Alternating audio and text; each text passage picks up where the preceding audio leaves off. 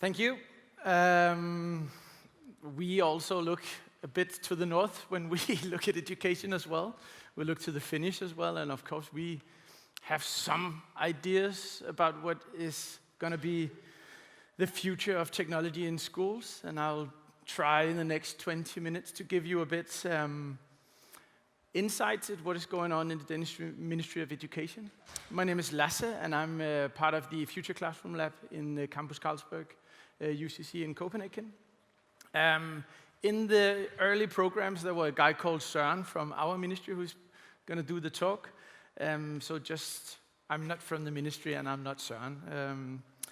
I'm part of an expert group that is actually at the moment working with describing a new curriculum, mandatory curriculum from 1st to 9th grade, 2 hours a day. It's been quite difficult for me to translate some of the terms into English. So hopefully we'll get by it because it's so new even for me. I used to be a teacher. That's the background I have. So there is a lot of new terms that we need to get used to understand why technology and technology literacy is important. We haven't in Denmark had a new subject since 1993. And at that time, it was social studies.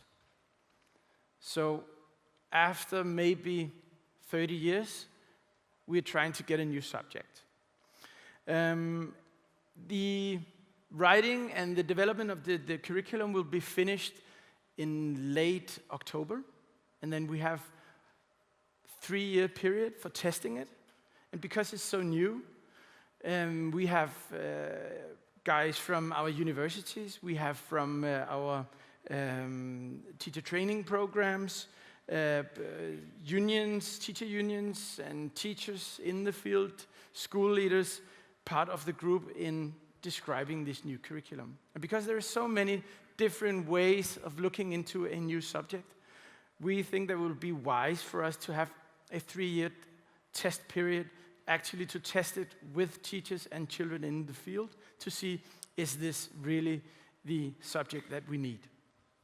But just to get you all started, I'd like to say a big thank you to Norway. Because as a Dane, I know we have some difficulties internationally with foreigners.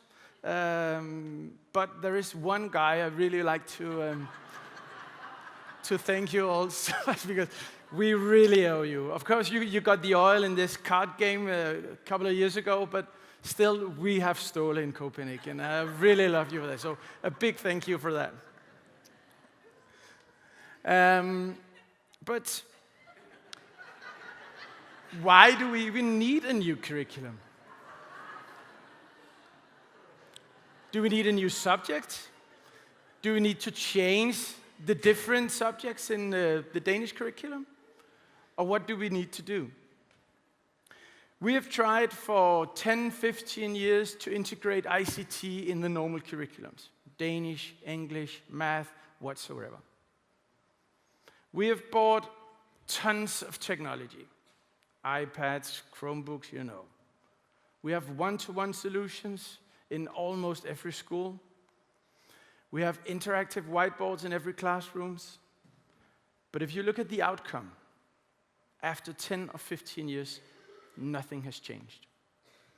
It's still the same teaching method, it's still the same goals, it's still the same test results we get. So, what do we do? So, this is why we have talked a bit about in Denmark what we call the digital lottery. For every single children, how could we do something that is not up to the teachers that my children have? Do they like to use technology or not? How can we not have a lottery where children might get lucky to have a teacher that actually uses technology in the right way? This is why we think that we need a new subject. But One of the other reasons is we heard today that everything is changing, technology is everywhere, and everything needs to change. And just to let you know, there's been Photoshop for more than 100 years, even before the computers were invented. This is Stalin, who had a general that he didn't like after, I think it was a discussion, so he just removed them. You know that the Pope endorsed Trump after, just before the election in the US. So what we are facing now is the traditional way in looking at what is knowledge in schools is actually the key point why we need a new and a fundamentally new subject. When I was started up as a teacher in 1999, our school was brand new, and there was this new Danish encyclopedia. And every single year there were a new book, A to C, then the year after you had D to F, and so on. And it was on the budget for the school. So in, I don't know, it was 6 years, then we had the whole encyclopedia at our library at school. So whenever a child needed something to look up, go down, take a look. There were pictures, even with colors in it. And once a year, Gyldendal, the Danish publishing company, they had new pages that, okay, this isn't the right term, so we changed it. So you have to change some of the pages. This is really not the fact at the moment. I used to be a biology teacher.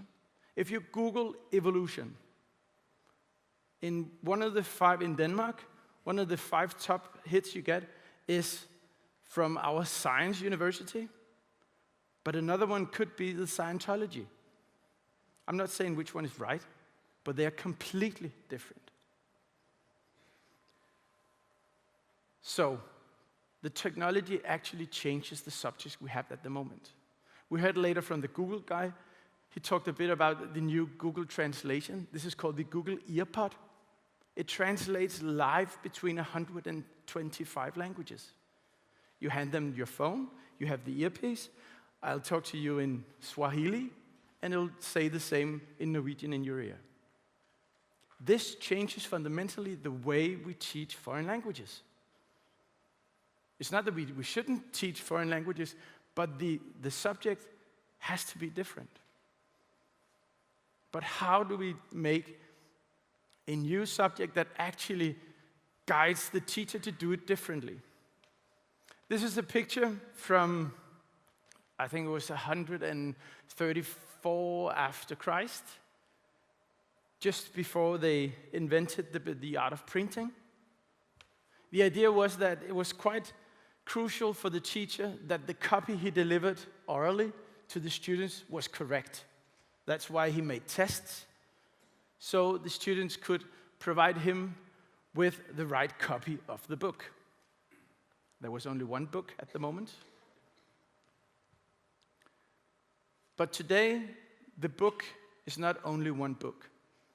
It's not only the encyclopedia from Gyldendal. Knowledge is everything. Who is to say what is real, what is right, what is fake news? We have troll armies working professionally to guide you in one direction. But why do we still do this? Why is classroom and education still the same? So, in the new subject, we needed to have some guidelines in how to teach the new subject. And that's quite new in Denmark. We're used to every single teacher should decide in what way they teach the subject. But we need to change that a bit. So in the new curriculum, there will be guidelines in how actually to deliver the new subject. But what is the key competences in a new subject? What do we actually put inside the pot? That is the big question. The universities in Denmark, they are eager to have something called technology literacy. That is one way. The outside need digital experts, but we also hear a lot about creativity, the ability to create, the 21st century learning skills, you name it. So what do we actually put in the pot? And how do we make a subject that is not static, that develops all the time? So whenever the technology has changed in 5 years or 7 years, how can we still work with the same subject? And for us, it's been very, very crucial that we still have in mind that we have what we call the Nordic tradition. This is all about society. And not in the American translation, what can society do for me, but the other way around. That's why we have schools, is how can we provide something to the society? And that is completely different. And that is why we cannot take a computational thinking curriculum from the US and put it inside the Danish school system. We need to do it more wisely. So we come up with, and again, translation is a difficult thing, 4 competences, key competences for the field. Digital empowerment, digital design and design processes, computational thinking, capacity of technology. The test period will have 2 phases. One of them will be this as a subject for its own, and the other one will be how can we integrate this subject into 5 of the biggest subjects in school. So we have 2 different ways to look at it. And just to briefly go through the 4 competences, again here, to work in a design process, we work with wicked problems. We work in iterative design processes. That takes time. That's going to be quite difficult if the school is as it is today. So we need to change the way we look at how does a school day look like? How can you actually work in an iterative design process? And again, how can we work with the redesign and prototypes? The other one is the computational thinking. It's been a huge problem in the universities, in our teacher training program as well, that the hardcore skills in programming, in coding, in using technology has not been taken seriously. We have been reading books about how to collaborate. We've been reading books about how to program and do stuff. So now we need to do it ourselves. You need to have basic, fundamental, key competences inside the computational thinking wheel. So converting processes from the outside world to algorithms, the ability to develop is being developed, including the use of structures and patterns, and the necessary to understand computational structures, processes, artifacts, and systems. Capacity of the technology. How do we actually choose between using a technology and the right technology or not? How can I actually do that choice? How much do I need to know about what is the right tool for the right job? Instead of just reading about it, how much should I actually have been working with the same product? 3D printing. How can I actually, in a manner that actually works, implement 3D print in, 3rd grade math? How much do I need to know? And not only for me as a teacher, but how can we teach the children to make that choice? The iron thing on the bottom was also from the library where it's at the school. We had technology inside it. We closed it, boom. And then when children needed to do something, we said, okay, this is the technology for you. You're going to take photos, take this one. You're going out to make audio, you take this one. But that's really not the point. How can we make the children able to actually choose between technology and to use it or not to use it? You probably have the same debate as we have in Denmark about the phones, the smartphones. Should they be in schools or not? This is the children's main device wherever they go. This is our main device wherever we go. So this is the tool we use for everything, and the tool the children use for everything. So how can we help them in using it correctly inside schools instead of banning it. Digital empowerment. This is where it really gets a bit freaky. How can we teach the children about algorithms, about artificial intelligence? Just think about what intelligence is inside the self-driving cars. If it needs to make choices between who am I going to drive into? Is it going to be the person with religious symbols, scarf, or the ones that haven't got it? Is it going to be the children or the grown-ups? The elderly or the children? The handicapped guy? What does the AI actually tell the car what to do? And does that change if it's a car from Japan or a car from Germany? How can we make the children actually understand these different processes that are going to influence our lives all the time?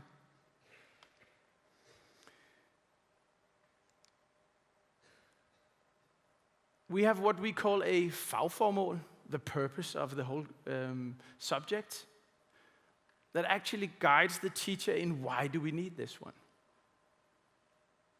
It's important that they can constructively and critically participate in the development and understanding of digital artifacts and their importance. Mastery of digital design processes, the language of different technology, the principle of iterative learning, working in collaboration to analyze, design, and construct. So the children, they need to do something with their hands. They need to construct something. And they need to do it together with other ones. And the last one is create and act meaningfully in the society. And the methodology in the curriculum is that you cannot work only with one of the competences. You need to do it cross competences. So you look into the framework, and you say, okay, I need to use this part from digital design. I need to do these computational thinking skills, and then I'll have something about capacity of technology. And that is completely different. And lastly but not least, I promised Søren from the ministry I use his slides. So this is the slide from Søren. You see the, the symbol on the right. So please take photos now with me in front of it, and I'll send it to him. This is the program. In Denmark, it's quite ambitious to use that amount of money in developing a new curriculum. The expert group is working at the moment. We're finished in the last of October. And then we have 40 to 50 school trials. At the moment, it's actually 53 school trials. As a single subject or integrated into 2 to 4 existing subjects. It's our institution, Københavns Professionshøjskole, who's actually going to work with the teacher training program and the in-service teacher training as well. And after the 3 years in 2021, we will hopefully have an evaluation and political decision, and then a possible permanency at that time. Just for you to know that we also have a small subject at the moment called technology literacy as well, but it's not mandatory. And the thing is that we've had it for 2 years now, and the idea is that it's just for fun. It doesn't really make sense because it's only computational thinking. And that's what we've seen from the Great Britain as well. Coding and programming is very, very important, but you need to put it in a context where it actually makes sense. And that's what we hope to succeed with the new subject. So, we are really looking into working with you guys and really looking into what you have developed in the new subject in Norway. And we are already in contact with the Ministry of Education here in Norway to have some co-working with them and a lot of you guys from the universities around here to do something in the Nordics as well. So please, thank you very much for having your time. It was a pleasure.